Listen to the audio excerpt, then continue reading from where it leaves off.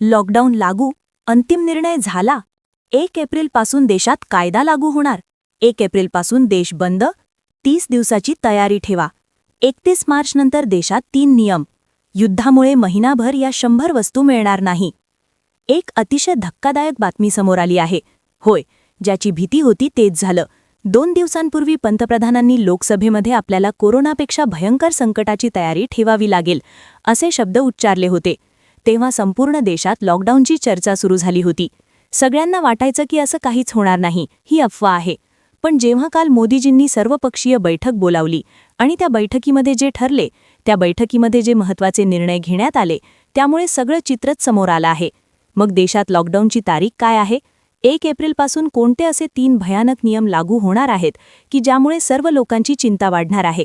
एप्रिलपासून नेमकं काय सुरू राहणार आणि काय बंद राहणार? लॉकडाऊनचे नेमकं नियम कशा पद्धतीने असणार? सगळ्या प्रकारची माहिती आता समोर आली आहे. असं बोललं जातंय कारण की काल रात्रीपर्यंत लॉकडाऊन ही केवळ एक अफवा वाटत होती. सगळीकडे मेसेज व्हायरल होत होते. पण ह्या मीटिंगमध्ये काय घडलं की ज्यामुळे लोकांचं टेन्शन आता प्रचंड वाढलं आहे? एप्रिलपासून नेमकं कोणते 3 नियम लागू करण्याचा निर्णय घेण्यात आला की ज्यामुळे लोकांचं टेन्शन वाढलं? 30 दिवस तयार राहा, असं का बोललं जातंय? सगळी सविस्तर माहिती आपण आज व्हिडिओमध्ये घेणार आहोत. लक्षात घ्या, लॉकडाऊन खरंच लागणार आहे का? जर लागलं तर काय तारीख आहे? काय बंद राहणार? काय सुरू राहणार? एप्रिलनंतर कोणते 3 नियम लागू होणार?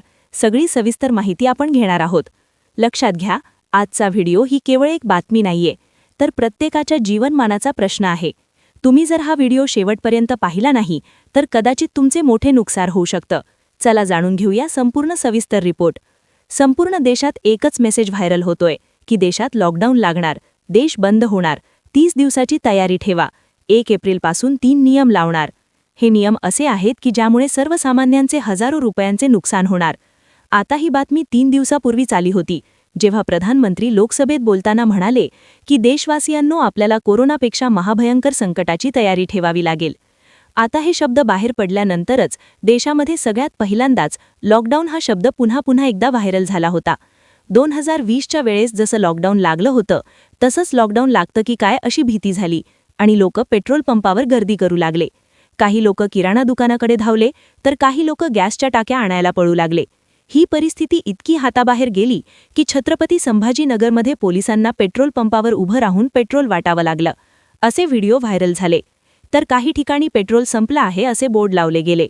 आता सरकार म्हणतंय आपल्याकडे जवळपास 3 महिन्यांहून अधिक पुरेल इतका साठा आपल्याकडे इंधनाचा आहे.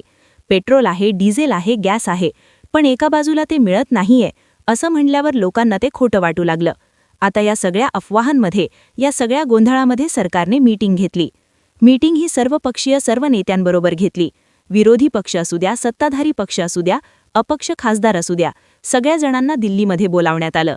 आणि मीटिंगमध्ये होते नरेंद्र मोदी, भारताचे पंतप्रधान. त्याचबरोबर तिथे होते परराष्ट्रमंत्री, त्याचबरोबर इतरही 3ही दलाचे अध्यक्ष तिथे बोलावण्यात आले होते. आणि त्या बैठकीमध्ये सगळं ठरलं. परिस्थिती हाताबाहेर जात असतानाच काय नियम लावायचे, काय चालू ठेवायचं, काय बंद ठेवायचं यावर सविस्तर चर्चा झाली. आणि यामुळे ज्या अफवा होत्या त्या अफवा आता बाजूलाच राहिल्या. पण नियम आता बदलले आहेत. जे नियम 31 मार्चनंतर लागू राहणार. हे नियम न पाळणाऱ्या लोकांचे प्रचंड नुकसान होणार. त्यांना गॅस मिळणार नाही, पेट्रोल मिळणार नाही, काहीच मिळणार नाही. पुढील 30 दिवस तयारी ठेवण्याची माहिती याच्यात देण्यात आली. मग या बैठकीत नेमकं काय ठरलं? कोणत्या गोष्टी सुरू ठेवायच्या, कोणत्या गोष्टी बंद करायच्या? लॉकडाऊन कशा पद्धतीने लागणार? लॉकडाऊनमध्ये काय सुरू राहणार, काय बंद राहणार? सगळी सविस्तर माहिती आता आपण घेणार आहोत. आता पहिला मुद्दा, बैठकीत काय ठरलं हे आपण लक्षात घेऊया. आणि त्यानंतर काय सुरू, काय बंद, बाकीच्या देशांमध्ये काय आहे, 14 देशांमध्ये जसं लॉकडाऊन लागू केलंय त्या देशांमध्ये काय काय बंद केलंय, आपल्या देशात काय काय बंद होणार, टप्प्याटप्प्याने आपण जाणून घेतोय. व्हिडिओ आता फक्त 2 मिनिटांचा राहिलाय, त्यामुळे व्हिडिओ अजिबात बंद करू नका, कारण की पुढील 2 मिनिटात अतिशय महत्त्वाची माहिती आहे. तुम्हाला पेट्रोल मिळण्यासाठी काय करावं लागेल, तुम्हाला डिझेल मिळण्यासाठी काय करावं लागेल, हा महत्त्वाचा मुद्दा जाणून घ्या. पहिल्यासारखं पेट्रोल डिझेल आता मिळणार नाही. त्यासाठी काही महत्त्वाचे नियम आहेत जे 31 मार्चनंतर लागू होतील. ते जाणून घेतल्याशिवाय व्हिडिओ बंद करू नका. आता पहिला मुद्दा जो आहे तर ती बैठक आता सर्वपक्षीय बैठक होती. जेव्हा देशातील सत्ताधारी आणि विरोधी पक्ष आपले मतभेद विसरून एकाच टेबलावर येतात तेव्हा समजावे की परिस्थिती हाताबाहेर गेली आहे. काल सायंकाळी 5 वाजता सुरू झालेली ही बैठक बंद दरवाजांआड तब्बल 3 तास चालली. या बैठकीत नेमकं काय घडलं? सूत्रांनी दिलेल्या माहितीनुसार संरक्षण मंत्री, गृहमंत्री आणि तिन्ही दलाचे प्रमुख तिथे हजर होते. बैठकीत गुप्तचर यंत्रणांनी एक असा रिपोर्ट सादर केला की ज्यामुळे तिथल्या वातावरणात दाट चिंतेचे सावट पसरले. चर्चेचा मुख्य विषय होता इंधनाची टंचाई. इराण आणि अरब देशांमध्ये पेटलेल्या युद्धामुळे भारताकडे येणारे तेलाचे महाकाय टँकर समुद्रातच रोखले गेले आहेत. बैठकीत एका मोठ्या नेत्याने विचारले, जनतेला आपण काय सांगणार आहोत? त्यावर पंतप्रधान गंभीरपणे म्हणाले, लोकांना कडू सत्याची जाणीव करून द्यावी लागेल, कारण अफवा वास्तवापेक्षा जास्त घातक असतात. याच बैठकीत 1 एप्रिलपासून लागू होणाऱ्या नियमांची रूपरेषा ठरवण्यात आल्याचे बोलले जात आहे. ही चर्चा फक्त इंधनापुरती मर्यादित नव्हती, ती तर अन्नधान्याचा साठा आणि इंटरनेट सुरक्षेवरही यात खैल झाला. सरकार एकीकडे म्हणतंय की घाबरू नका, पण जमिनीवरचे चित्र काही वेगळेच सांगतंय. जशी या बैठकीची बातमी वाऱ्यासारखी पसरली, तसे लोकांचे ताफे पेट्रोल पंपांकडे वळले. कोल्हापूरमध्ये काल रात्री 12 वाजेपर्यंत पेट्रोल पंपांवर अर्धा किलोमीटरच्या रांगा लागल्या होत्या. नागपूरमध्ये तर काही ठिकाणी पेट्रोल संपल्याचे बोर्ड झळकू लागले आहेत. छत्रपती संभाजीनगरमध्ये परिस्थिती अधिकच गंभीर आहे. तिथे अनेक पेट्रोल पंपांवर नो स्टॉकचे फलक लागले आहेत.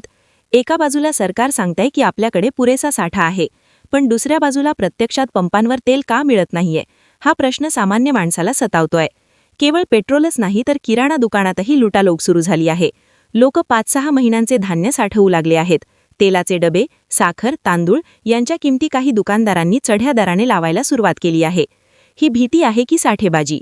पण लोकांच्या नजरेत तो 2020चा काळ स्पष्ट दिसतोय आणि त्यामुळेच ही पळापळ सुरू आहे. जर तुम्हाला वाटत असेल की हे फक्त भारतात घडतंय, तर तुम्हाला ही जागतिक माहिती पाहायलाच हवी. तुम्हाला खोटं वाटत असेल तर आंतरराष्ट्रीय बातम्या तपासून पहा. आशिया खंडातील जवळपास 14 देशांनी वेगवेगळ्या स्वरूपाचे निर्बंध किंवा लॉकडाऊन लागू केले आहेत. 1. श्रीलंका आणि बांगलादेश येथे इंधन संकटामुळे काही भागात पूर्ण लॉकडाऊन आहे. युरोपातील काही देश येथे ऊर्जेची बचत करण्यासाठी आठवड्याचा कामाचा काळ फक्त 3 ते 4 दिवसांचा ठेवण्यात आला आहे. शाळा, कॉलेज बंद. काही आशियाई देशांमध्ये ऑनलाईन शिक्षणाची सक्ती पुन्हा एकदा करण्यात आली आहे. Work from home. IT कंपन्यांना स्पष्ट आदेश दिले आहेत की कर्मचाऱ्यांना कार्यालयात बोलवू नका, जेणेकरून वीज आणि इंधनाची बचत होईल. या देशांनी घेतलेले निर्णय हे भारतासाठी एक धोक्याची घंटा आहेत. जर जगातील इतर देश थांबत असतील तर भारत यापासून अनज्ञ कसा राहू शकतो? आता सर्वात मोठा प्रश्न, 1 एप्रिलपासून काय बदलणार? मिळालेल्या माहितीनुसार सरकार राशनिंग पद्धत लागू करण्याच्या तयारीत आहे. नियम 1. इंधन मर्यादा. प्रत्येक वाहनाला ठराविक लिटरचे पेट्रोल किंवा डिझेल दिले जाईल. खासगी गाड्यांच्या वापरावर मर्यादा येण्याची शक्यता आहे. नियम 2. वर्क फ्रॉम होम सक्ती. सरकारी आणि मोठ्या कॉर्पोरेट ऑफिसमध्ये 50% उपस्थितीचा नियम पुन्हा लागू होऊ शकतो. यामुळे रस्त्यावरील वाहतूक कमी होईल आणि इंधन वाचेल. नियम 3. गॅस आणि वीज. ज्यांच्याकडे 2 पेक्षा जास्त गॅस सिलेंडर आहेत त्यांच्या नवीन बुकिंगवर काही काळासाठी बंदी येऊ शकते. तसेच रात्रीच्या वेळी मोठ्या जाहिरात फलकांची वीज खंडित करण्याचे आदेश दिले जाऊ शकतात. लोकांच्या मनात दुसरी एक मोठी भीती आहे, इंटरनेट बंद होणार का? समुद्राच्या खालून जाणाऱ्या ज्या डेटा केबल्स भारताला जगाशी जोडतात त्या सध्या युद्धाच्या छायेखाली आहेत. जर इंटरनेट सेवा ठप्प झाली तर तुमचं गुगल पे, फोन पे आणि बँकिंग व्यवहार एका सेकंदात बंद होतील. ATM समोर लागलेल्या रांगा हेच सांगतायत की लोकांना डिजिटल व्यवहारांपेक्षा रोख रकमेवर जास्त विश्वास वाटू लागला आहे. जर प्रत्येकाने एकाच वेळी आपले पैसे बँकेतून काढले तर बँकिंग व्यवस्था कोसळू शकते. बैठकीत यावरही सविस्तर चर्चा झाली की या आर्थिक आणीबाणीला कसं रोखायचं. इतकी भीती, इतका तणाव आणि इतकी अनिश्चितता असताना काल रात्री उशिरा एक गुड न्यूज सुद्धा समोर आली आहे. भारतासाठी स्ट्रेट ऑफ हॉर्मुझ हा समुद्री मार्ग काही अटींवर खुला करण्यात आल्याची चिन्हे आहेत. इराणने भारताची काही तेलाची जहाजे सोडण्यास सुरुवात केली आहे. ही भारतासाठी खूप मोठी दिलासादायक बातमी आहे. याचा अर्थ असा की कच्च्या तेलाचा पुरवठा पूर्णपणे बंद होणार नाही. पण इथे एक मोठी अडचण आहे. जरी मार्ग उघडला असला तरी युद्धाच्या भीतीमुळे विम्याचे दर वाढले आहेत आणि जहाजांना येण्यासाठी लागणारा वेळ दुप्पट झाला आहे. म्हणजेच येईल पण तो महाग असेल आणि त्यांना उशीर होईल. त्यामुळे तात्पुरती टंचाई ही अटळ आहे. तर मित्रांनो, सत्य हेच आहे की परिस्थिती गंभीर आहे, पण ती हाताबाहेर गेलेली नाही. सरकार पूर्ण लॉकडाऊनपेक्षा नियंत्रित लॉकडाऊन किंवा निर्बंधांकडे झुकताना दिसत आहे. आपण नागरिक म्हणून काय करायला हवे? 1. साठेबाजी करू नका. तुम्ही गरजेपेक्षा जास्त धान्य किंवा पेट्रोल साठवले तर तुमच्याच गरीब बांधवांना ते मिळणार नाही. 2. अफवा पसरवू नका. व्हॉट्सअपवर येणाऱ्या प्रत्येक मेसेजवर विश्वास ठेवू नका. 3. संयम ठेवा.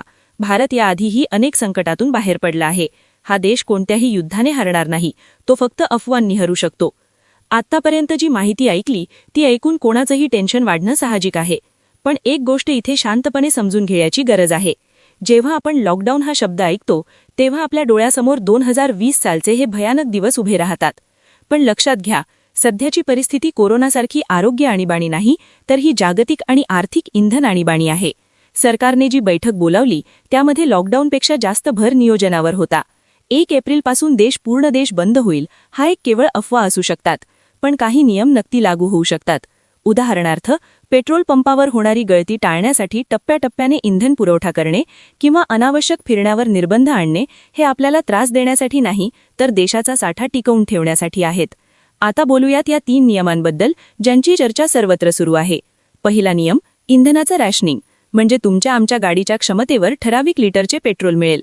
यामुळे साठेबाजीला चाप बळसेल. दुसरा नियम,